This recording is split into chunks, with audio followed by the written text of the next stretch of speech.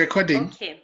So you're still saying, you're still telling us that actually you know, and apologies for that, you know, breakdown, but you're still saying that you're still adjusting to the space, and then reading the situation, and then boom, out of the shell now. Yeah, it was a new space for me. So my character and its nature, I have to learn something for me to then come out victorious out of it.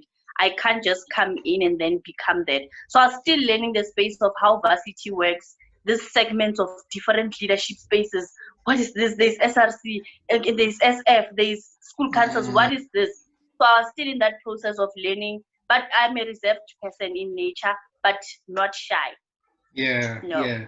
In the university space, because you've already alluded that at high school you were also involved into leadership. In the university space, what prompted you to, you know, join the leadership circles, especially at SRC level, you know, because that is the highest, you know, student activist kind of leadership there is maybe in a university space. So what prompted you to be like, this is the direction, this is where I'm going?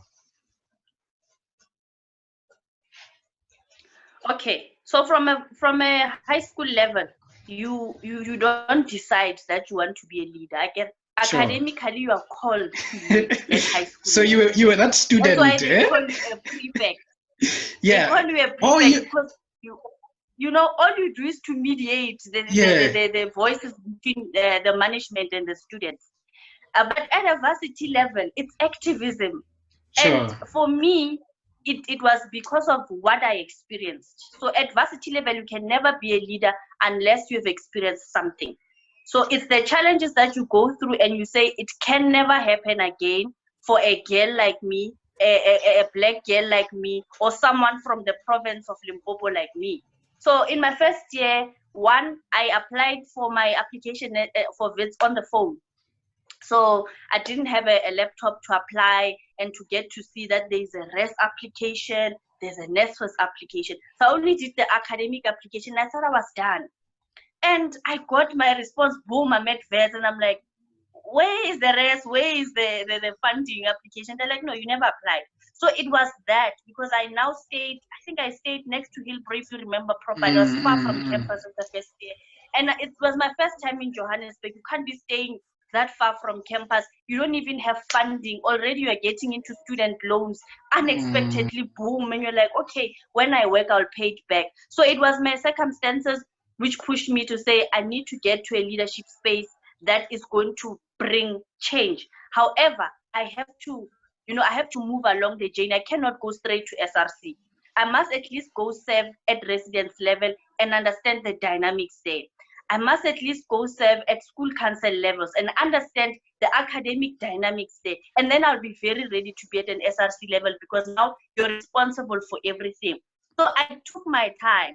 My first year, around September, I started serving in clubs and societies, Amnesty International. I went to Mpumalanga Student Association. I wanted to see what is happening.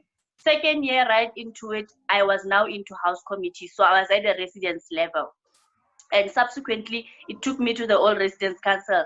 And my third year, I was now at the SF again, as a clubs and society, at a school level, at a PGA level, once I'm in honors. So my honors year, when I got into PGA, I was like, I'm done. I don't think that SRC journey, I should even take it. So let me just let it go. But something happened that people just said, no, she must come. She must come and serve. Sure. I did not take myself to the, PUA has a candidate list, right? Sure. So you apply to be a PUA candidate. You don't just become a candidate. So I was called, no, we are nominating you. I said, no, I'm not interested. And then the PUA summit set, I was called at night around 10, 11. We want your name here. Come and accept. I said, I don't want that thing. I was called for the second time. So I went there, I was like, it's fine. Comrades want me. Let me just see what we can do out of this. Got there, accepted the offer, ran for the election. The reason why I was declining SRC was because I knew that 2 weeks into the SRC elections, I'm out of the country. So I was not going to have enough time to campaign. Sure. And so I just said, it's fine. I'll see what happens. If I lose, I lose. But look, man, if you have served enough and people know you, there's nothing that's going to stop you. So during elections time, I was in Germany, but I won. Got second best of the university votes.